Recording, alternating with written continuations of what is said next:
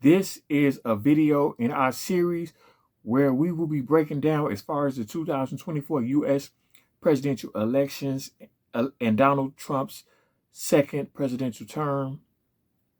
How even if you see Trump, we're going to be breaking down and getting into how even if you see Trump and his second administration as a threat to democracy, even if you see Trump and his second administration, as I do, as a force that could bring damage, harm, and bad times for masses and multitudes of people throughout America and the United States as a whole. And I say this as no fan of Kamala Harris or Joe Biden, because even though I voted in the 2024 elections, I did not vote for Trump or Kamala Harris, because I understand what we will be getting into and breaking down right now, which goes back to even if you see this forthcoming Trump administration, and I see this forthcoming Trump administration as a threat or something that could bring much harm to the United States as a whole, based on his, not unlike most people, not based on previous bias against Trump, but based on his staffing picks, based on his cabinet picks, based on reality, taking emotion out of it. But nonetheless, even if you see Trump as a threat to democracy, even if you see this forthcoming Trump administration as something that could do damage to masses and multitudes of American people and the USA as a whole, even in that context, Trump being reelected in 2024 can be, must be, and should be a good thing. And whether or not it is a good thing is up to the people. So what we need to understand, something that we as the American people need to realize, recognize, and understand, that the powers that be have very intentionally, deliberately, and methodically manipulated most of us into not understanding is that the choices, the major political party choices for you as president, was two bad choices. And it was the case even before. It was the same dynamic when Joe Biden was in there before he was kicked to the curb and Kamala Harris was put in. Because the fact of the matter is, both major political parties, the Democrats and the Republicans, are bought off, compromised, and serve the elites, serve the oligarchy, serve the relative privileged few, to the detriment and destruction of the very people who they are elected to serve and who they run for office based on the pretension that they will serve. Because the choice, and the same thing goes for Joe Biden. So you can look at Joe Biden as interchangeable in this context. But the choice between, as far as the two major political party candidates, Donald Trump, Kamala Harris, the choice between those two, as it has been between Democrat and Republican for president and most major political positions across the nation for a very long time, was two bad choices, two lose choices. In essence, it was like a choice being given where a person says you could choose to either be shot 5 times or be stabbed 10 times, and then says, isn't democracy great? It gives you a choice. And we, as the American people, as U.S. citizens, have been so marginalized, disenfranchised, and propagandized that we argue based on making one of those two horrible, terrible, lose choices. In other words, it's like the person who got shot saying, hey, I'm better off than the person that got stabbed because I only got shot 5 times, whereas you got stabbed 10 times. And the person that got stabbed say, no. I'm better off because even though I got stabbed more times than you got shot, getting shot is worse than getting stabbed. And meanwhile, they both are laying on the ground bleeding to death. That is the state and condition that we are in this US of A. Because the fact of the matter is, we live in an oligarchy versus a democracy, and the United States of America is a democracy in name only. So both Trump and Kamala Harris and Joe Biden were bought off by the elites, by the oligarchy, by the relative few, by the corporate and other imperialists who these politicians all across our nation serve, to the detriment of the people and therefore to the detriment of our country as a whole, because both major political parties are captured by the donor class, by the oligarchs, by the elites, and both of their major party representatives for president and most other key political positions throughout the United States are captured. And sir, it's all in plain sight. It's all factual. all you got to do is follow the money.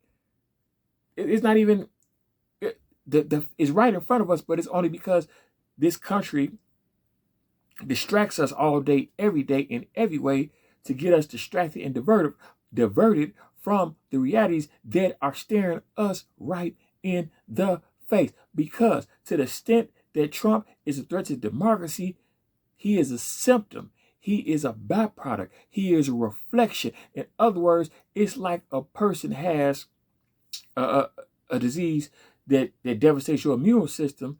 And so the thing that ultimately kills them is something that would otherwise be harmless if it wasn't for their immune system being compromised. So Trump rising to power is a byproduct. The roots of Trump rising to power is in the roots of Barack Obama's presidency, and what he didn't do, even though he promised to do and ran on doing during his first term, and had the call to do, and had the political energy to do, but the very energy from the people, the Occupy Wall Street movement, that was exactly what he needed to bring about change, instead of using and riding that energy like Franklin D. Roosevelt did in the 1930s.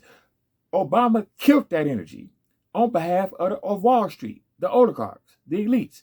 And so Trump's presidency is rooted in that, and rooted in the fact that we have two political parties, Democrats and Republicans, that both serve the elites and both disserve the people and take advantage of the people and deceive and mislead the people. And so the fact of the matter, and a key giveaway to the fact that we live in an oligarchy versus a democracy, and to the extent that Trump is a threat to democracy, it's the system as a whole that is a threat to democracy. And Trump happens to be the threat that came as a byproduct of a broken system, of a system that in itself is a threat to democracy. And it's democracy, to the extent we have democracy, our system, our country was on a downslide and was going to be on a downslide whether Joe Biden got in there, Kamala Harris got in there, or now that Trump is in there, unless we, the people, demand something different. And we would have had to demand that something different, whether it was Trump or Kamala Harris, or for that matter, Joe Biden, because something that gives away the fact about how our system itself and how it's corroding and how it's falling and being destroyed under the weight of its own destruction and corruption and corrosiveness, is the fact that the Democrats, their whole thing was Trump is a threat to democracy, which they really didn't care, because they're not about democracy no more than Republicans are. But their whole thing was Trump was a threat to democracy, which they really didn't care about. But their whole thing was that Trump was a threat to democracy. And so in order to, their solution for saving democracy was using an undemocratic process. And I'm no fan of Joe Biden or Kamala Harris or Donald Trump, because I voted in that election, but I didn't vote for neither of those major political party candidates, because I knew that neither one of them deserved my vote or the American people's vote. And I also understood that the real battle, the real fight, was going to start after whichever one of those major political party candidates got elected. And the strategy for doing it was going to somehow need to be tweaked, even though it's still a continuation of the battle and fight that's been needed to be fought for a very long time. It was going to have to be tweaked and adjusted and adapted in certain ways based on whichever one of those oligarch puppets on the puppet strings of the oligarchs was in office, whether it was Trump or Kamala Harris. So the reality of the situation is the Democrats, they did something very undemocratic by kicking Joe Biden to the curb and undemocratically propping up Kamala Harris. So the whole thing about it is they did something undemocratic that even the Republicans haven't done, and the Republicans have done some horrible undemocratic stuff, such as voter suppression. But even nonetheless, the Democrats did way more to subvert democracy than the Republicans have. And what was supposed to be an effort to save democracy. So if that's not a testament of a broken system, then what the hell is? I mean, because they thing was like, hey, they's like, Joe, your time is no more. You gotta go. Hey, Joe, hey, you gotta go, Joe. No more. You got to, they told Joe, they was like, you gotta get, Joe. Get. The jig is up. You gotta go. Adios. Hasta luego. Arrivederci. Scram. Skedaddle. Anything you could think of. Beat it. We know your name ain't Michael Jackson, but you still better beat it. You better, hey, you ain't gotta go home, but you gotta get the hell out of here, Joe Biden. Hey, we've taken this weekend at Bernie's act as far as it can go. We had a good run, Joe, but hey, being reelected for another 4 years. Hey, this thing ain't happening, Captain. You gotta get now, get, scram, right?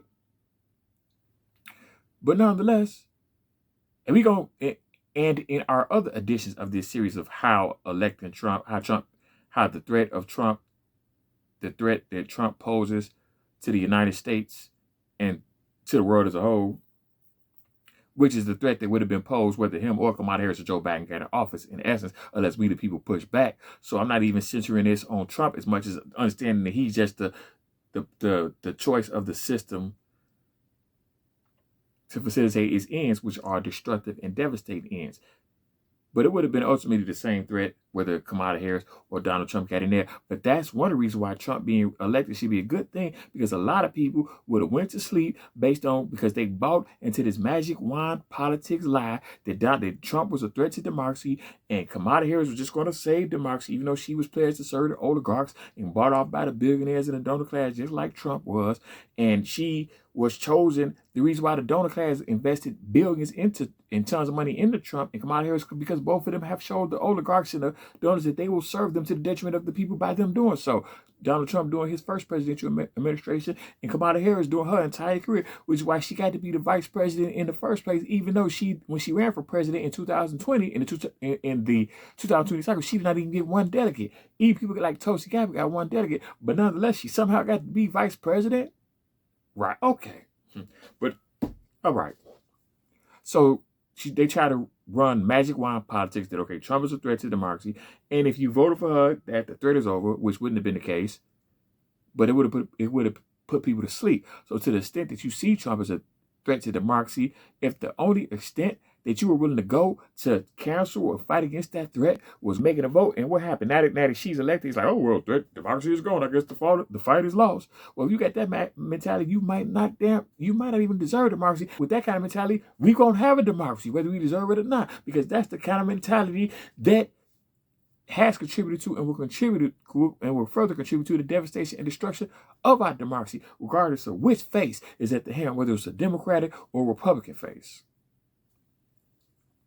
So to the extent that Trump is the wake-up call and takes the mask off and reflects and is a reminder of what our system is under threat from, ultimately crumbling under the weight of his own corruption and hypocrisy and corrosiveness, well, then him being elected needs to be and should be a good thing. And we, the people, have to organize in that way.